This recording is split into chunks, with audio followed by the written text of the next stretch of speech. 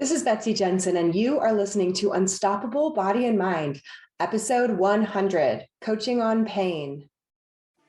In this podcast, we learn to upgrade our brain and understand the power of our thoughts, to heal and to create the results we want in our life. Become the person in control of your healing and make peace with your life. Become unstoppable, body and mind.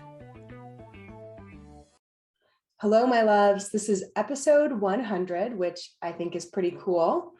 And today I wanted to summarize how I coach on pain and what that even means. There are a lot of different techniques and there's a lot of different information out there. So I want to tell you about specifically how I coach on pain and how it's evolved. So I come from a physical therapy background. Over 20 years as a physical therapist, I've been working with people in pain. And traditionally, the outlook for chronic pain is that you will have pain in many cases the rest of your life. And people are often told that about their conditions. So a lot of people who coach on pain are coaching people to accept that they have this condition that they'll always have and to make the most of what they can out of their life. They actually have research that treating chronic pain this way is not as effective as pain reprocessing therapy, PRT. People can have some reduction in symptoms and some improvement in their life quality with things like cognitive behavioral therapy, but pain reprocessing therapy actually teaches that by accepting these sensations and by neutralizing them, seeing them as non-dangerous, then your pain actually goes away. Your brain produces less and less and less of it until it is extinguished. So you get out of chronic pain. Now, when I first started coaching on pain, even a couple of years ago, I hadn't done the trainings in PRT. There was still a lot of mind-body information out there. I mainly studied things like Joe Dispenza and Dr. John Sarno and Curable and all of the resources that were starting to come out about the mind-body approach, but it was still a little clunky to describe. It was kind of like you have these repressed emotions and that shows up as pain in your body.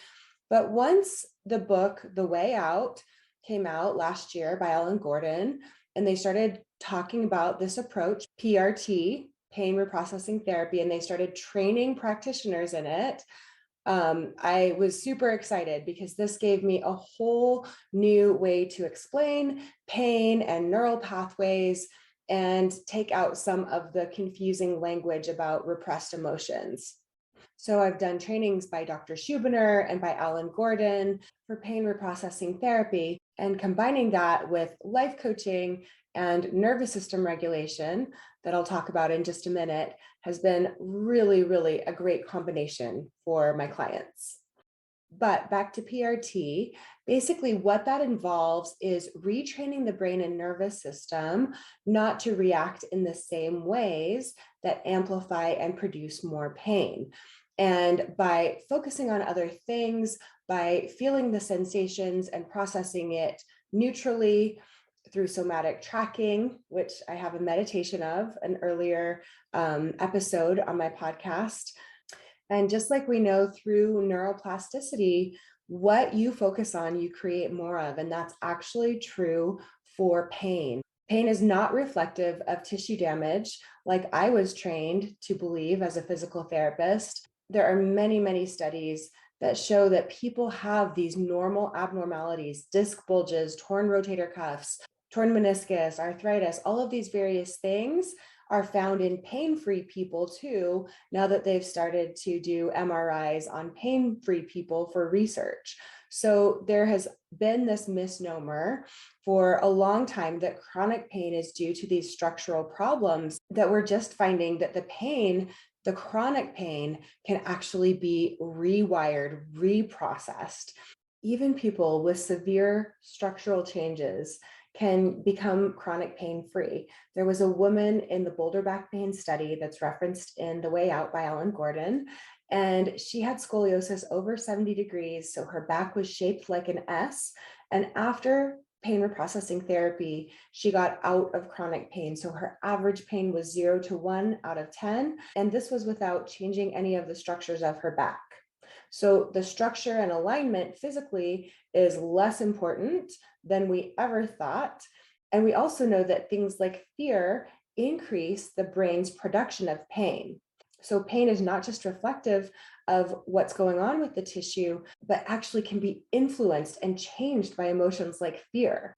People who have chronic pain have changes in their brain where more of their brain activates and lights up when they have a stimulation.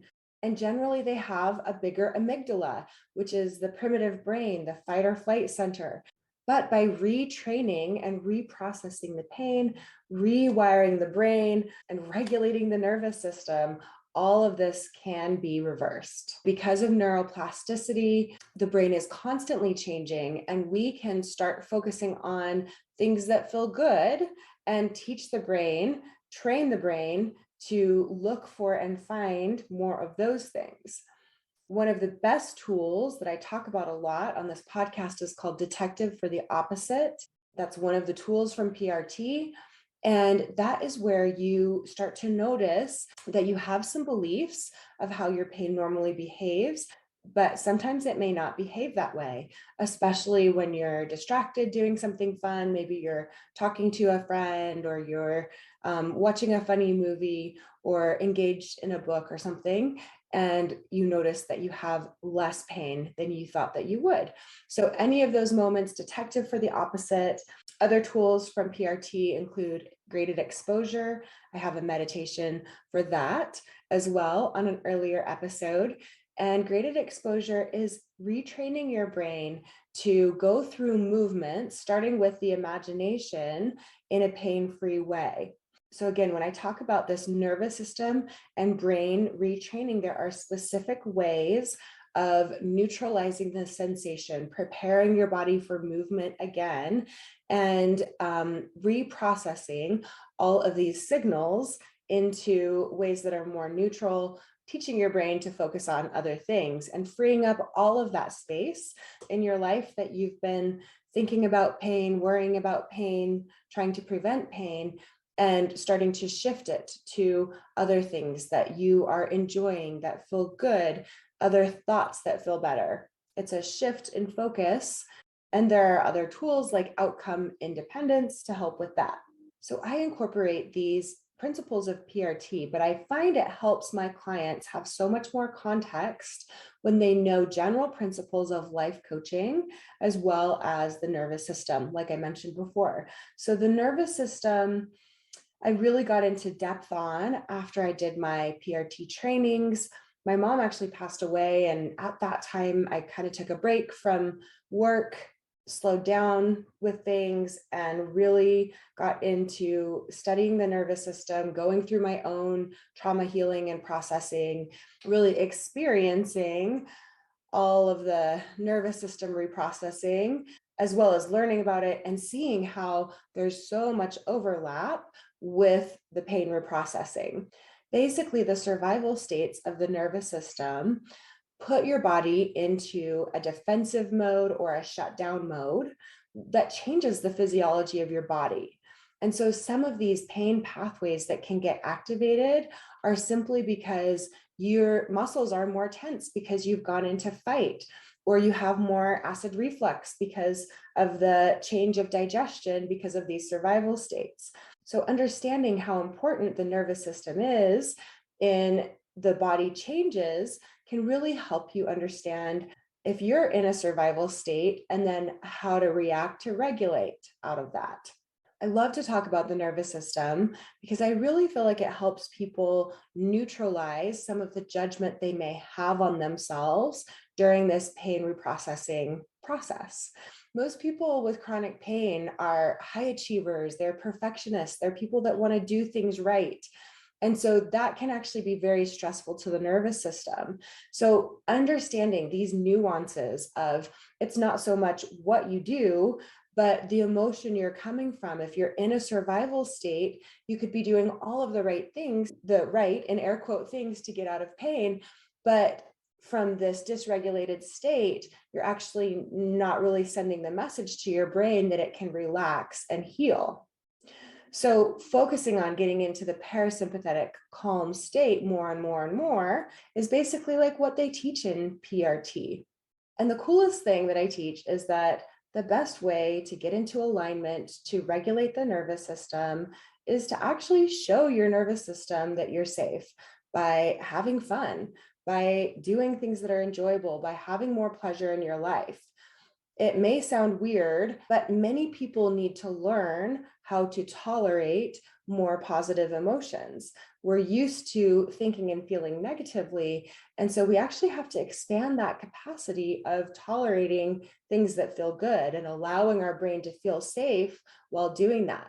If you think of sleeping at night in a jungle, you would probably not have a great night's sleep because you would be on high alert and looking for danger.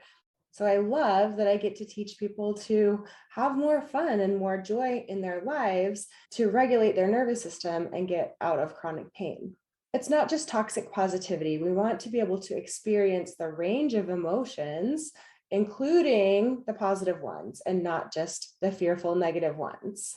Now, what I really love to teach about and find so amazing is that by learning to become more embodied, to tune into our bodies, to not fear our bodies, we can actually use these sensations and cues from our brain and nervous system, the way it shows up in our body, to have more intuition. This can be our superpower. So when we have sensations in our body and can interpret that this is our nervous system that's dysregulated, it's not a sign of damage, it's nothing to be feared, then the nervous system can get back into that parasympathetic calm state again, where the system functions well, where it's not using its energy for defensiveness and for surviving, but all of the systems are in this rest and repair state. And this is where your body can heal. So as you tune into your body, you can become more and more intuitive, using your body's cues to give you extra sensory information. This parasympathetic calm state is a state of alignment, not the physical alignment, like all of your vertebrae are nicely stacked, but alignment of you with your higher self, your wise self, with your intuition. So if you find yourself confused by all of the information that's out there, this can be your guidance system to be able to make decisions in the future and to trust yourself rather than having to look outside of yourself for all of the answers with this lens of fear. I do believe that chronic pain and illness are reflections that you are not in alignment emotionally or spiritually, or in alignment with what your desires or passions are. Dr. Schubiner says, people with chronic pain generally have a sense of feeling trapped. So understanding what for you might be trapped or blocked, what thoughts are painful to you, what ways are you being harsh on yourselves that are setting your nervous system off to this dysregulated state. All of that is what I help you find out about yourself through coaching. And pain isn't always what we talk about in our coaching sessions with the clients that I coach, because so much of this nervous system dysregulation has to do with our thoughts and beliefs on relationships and business and money and our self-worth. So all of these things I can help you understand through the lens of life coaching. I can teach you to understand your emotions, to process them all the way through, and to be better prepared to handle stressful events in the future. So if you want to become more embodied or intuitive, or you want to work on getting out of chronic pain and really understanding your body and the signals that it's sending you, then I would recommend coaching, either one-on-one or group coaching. I have an amazing deal right now on my 6-month group coaching membership. So if you have been looking for a community, for guidance, for help with applying these tools or understanding these tools in a new way, be sure and check out the show notes for Alignment Academy. Thank you so much for listening. I hope you learned a little bit about your brain today that helps you in your life like it helped me. Please be sure and subscribe and leave a review. And of course, be sure and share this podcast with someone you know that wants an unstoppable body and mind.